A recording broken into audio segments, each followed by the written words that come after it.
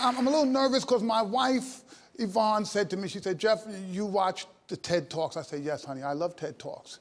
She said, you know they're like really smart, talented people. I said, I know. She said, they don't want like the angry black man. So I said, no, I'm gonna be good, honey, I'm gonna be good, I am, but I am angry. And the last time I looked,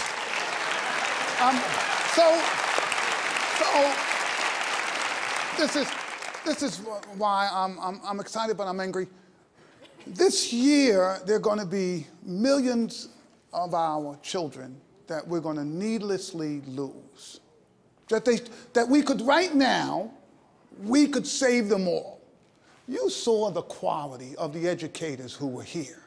Do not tell me they could not reach those kids and save them. I know they could. It is absolutely possible. Why haven't we fixed this?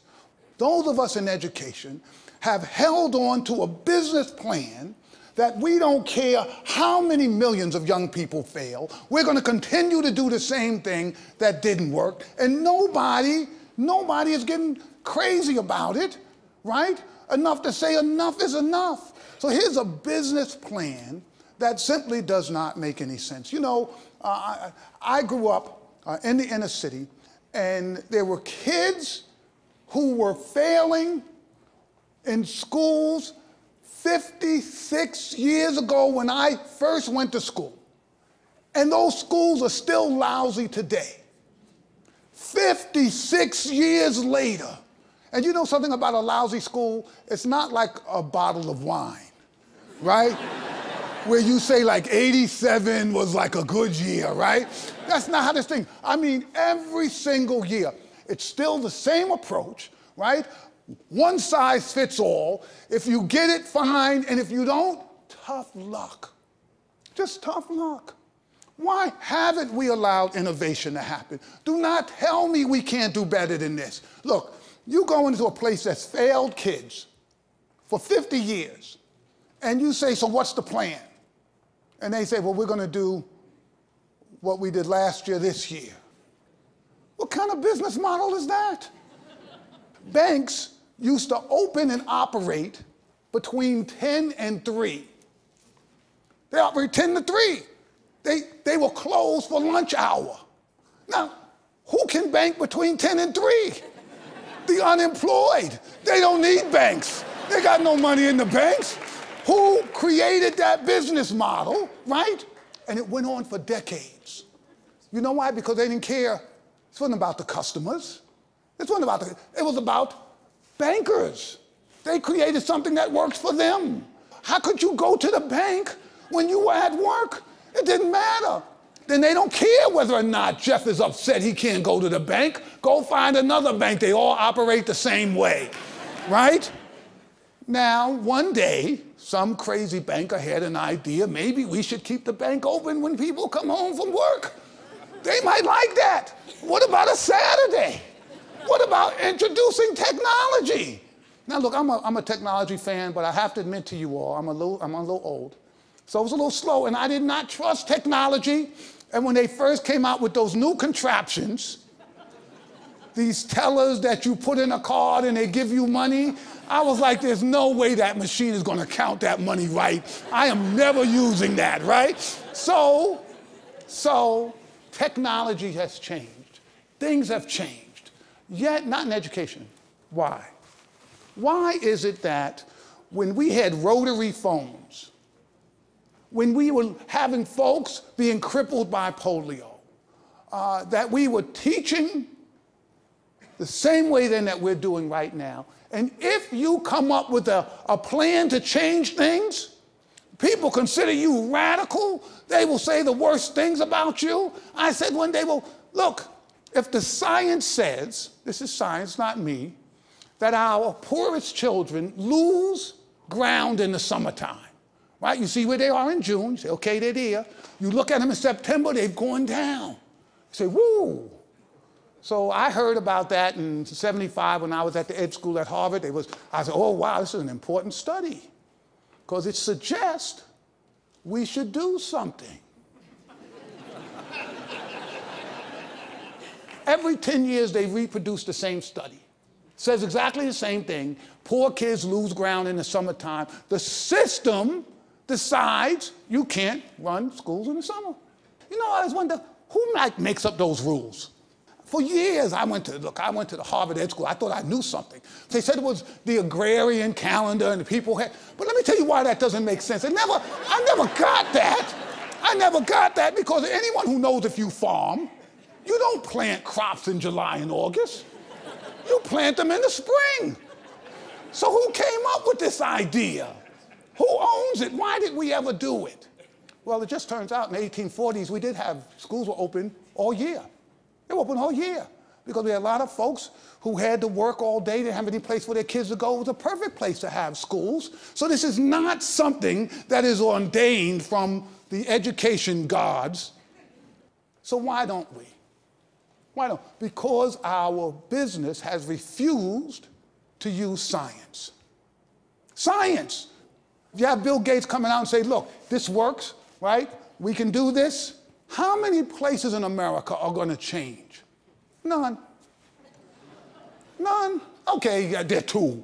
All right? Yes, there'll be some place there because some folks that do the right thing. As a profession, we have to stop this. The science is clear. Here's what we know.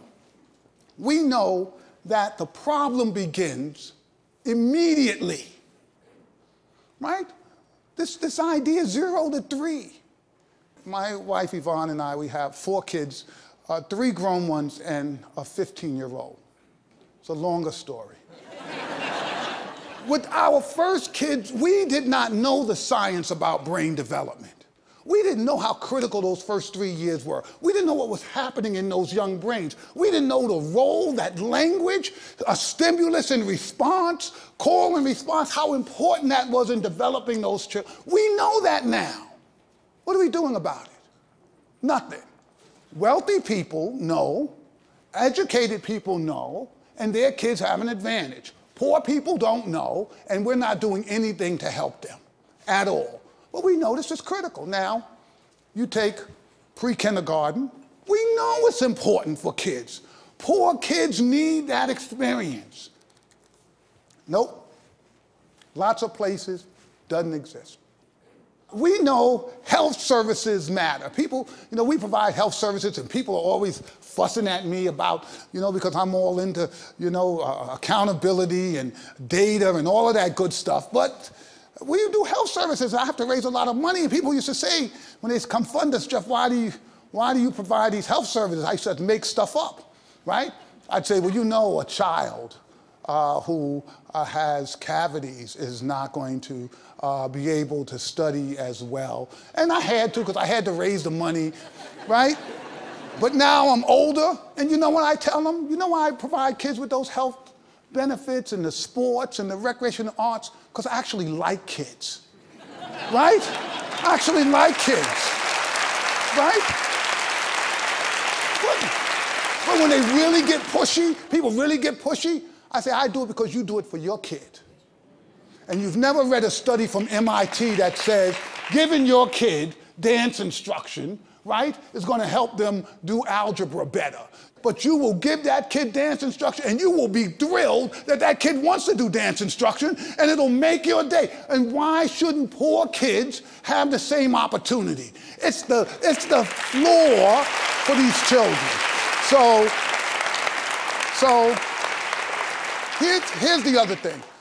I'm a tester guy. I believe you need data, you need information, because you work at something, you think it's working, and you find out it's not working, right? I mean, educators, you work, you say, you think you got it, you're great. No, and you find out they didn't get it. But here's the problem with testing.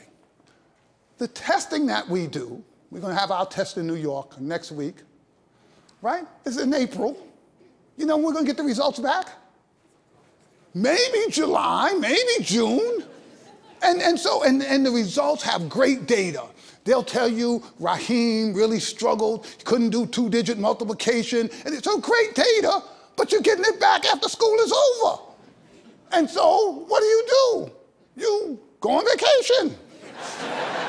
You come back from vacation, now you've got all of this test data from last year. You don't look at it. Why would you look at it? You're going to go and teach this year. So how much money did we just spend on all of that? Billions and billions of dollars for data that it's too late to use it. I need that data in September. I need that data in November. I need to know you're struggling, and I need to know whether or not what I did corrected that. I need to know that this week. I don't need to know that at the end of the year when it's too late, because in my older years, I've become somewhat of a clairvoyant. I can predict school scores. You take me to any school. I'm really good at inner city schools that are struggling. And you tell me last year, 48% of those kids were on grade level. And I say, okay, what's the plan? What did we do from last year to this year? You say we're doing the same thing. I'm gonna make a prediction. This year, somewhere between 44 and 52% of those kids will be on grade level, and I will be right every single time, right? So we're spending all of this money, but we're getting what? Teachers need real information right now about what's happening to their kids. The high stakes is today, because you can do something about it. So here's the other issue that I just think we've got to be concerned about. We can't stifle innovation in our business. We have to innovate. And people in our business get mad about innovation.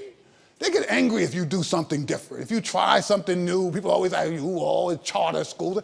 Yeah, it's charter. Let's try some stuff. Let's see. This stuff hasn't worked for 55 years. Let's try something different.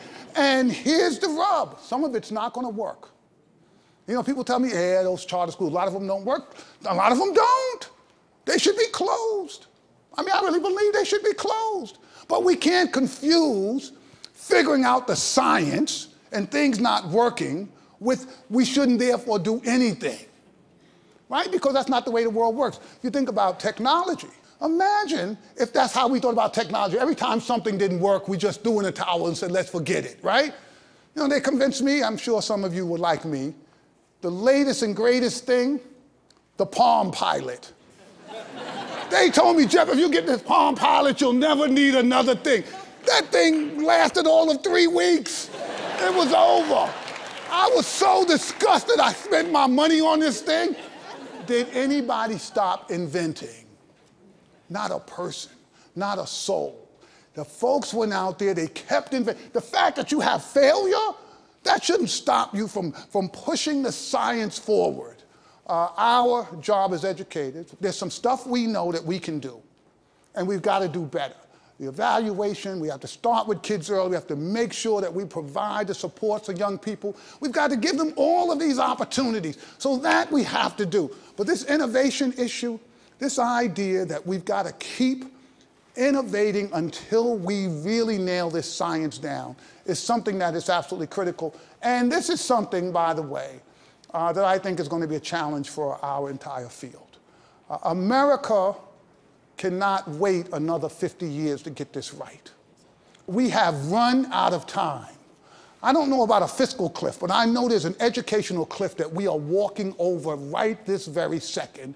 And if we allow folk to continue this foolishness about saying we can't afford this, so Bill Gates says it's going to cost $5 billion. What is $5 billion to the United States? What did we spend in Afghanistan this year? How many trillions, when the country cares about something, we'll spend $1 trillion without blinking an eye. When the safety of America is threatened, we will spend any amount of money. The real safety of our nation is preparing this next generation so that they can take our place and be the leaders of the world when it comes to thinking and technology and democracy and all that stuff we care about. I dare say it's a pittance what it would require for us to really begin to solve some of these problems. So once we do that, I'll no longer be angry. So you guys, right, help me get there. Thank you all very much. Thank you.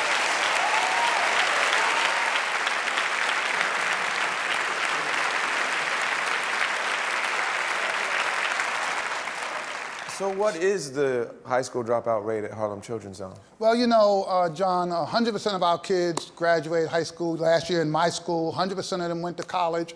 This year, seniors will have 100% graduating high school. Last I heard, we had 93% accepted to college. We better get that other 7% for, you know, that's just how this goes. And so how do you stick with them after they leave high school? Yeah, well, you know, one of the bad problems we have in this country is these kids, the same kids, these same vulnerable kids, when you get them to school, they drop out in record numbers. And so we've figured out that you've got to really design a network of supports for these kids that in many ways mimics what a good parent does. They harass you. Right? They call you, they say, I want to see your grades, how you do on that last test, what are you talking about that, you know, you want to leave school, or you're not coming back here. So a bunch of my kids know, you can't come back to Harlem, because Jeff is looking for you, right? They're like, I really can't come back. No, you better stay in school. But you know, I'm not kidding about some of this, and it gets a little bit to the grit issue. When kids know that you refuse to let them fail, right? It puts a different pressure on them, and they don't give up as easy. So sometimes they don't have it inside. And they're like, you know, I don't want to do this, but I know my mother's going to be mad. Well, that matters to kids, and it helps get them through. We try to create a set of strategies that gets them tutoring and help and support, but also a set of encouragements that say to them, you can do it, it is going to be hard, but we refuse to let you fail. Well, thank you, Dr. Canada. Please give it up for him one more time.